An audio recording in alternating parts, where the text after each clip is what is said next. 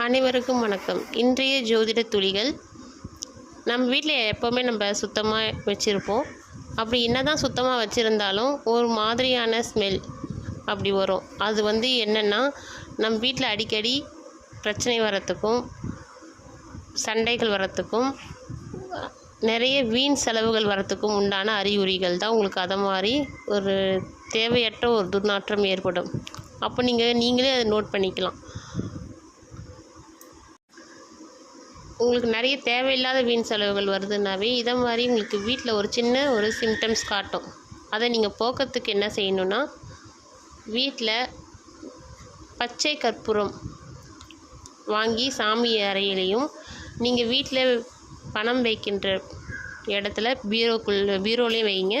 வெளியே எங்கே பணம் வைக்கிறீங்களோ, அன்றாட செலவுக்கு பணம் வைப்பீங்க இல்லையா, அந்த இடத்துலையும் பச்சை கற்பூரத்தை வைங்க.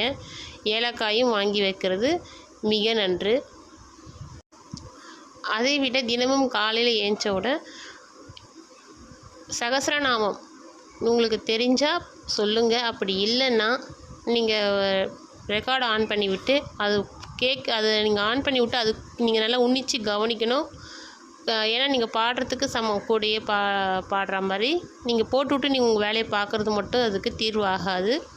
கூடையே நீங்கள் அது கூட உன்னிச்சு கவனிச்சிக்கிட்டு கேட்டுக்கிட்டே வேலை செய்யுங்க. இது உங்களுக்கு ஒரு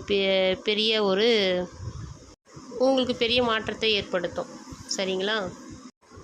மீண்டும் அடுத்த பதிவில் வருகிறேன். இது வரைக்கும் நீங்கள் சப்ஸ்கிரைப் பண்ணாதவங்க பண்ணுங்கள். அதோட முக்கியமாக லைக் பண்ணுங்கள். லைக் பண்ணால் தான் தேவையான அனைவருக்குமே இது நல்ல வைரல் ஆகும்.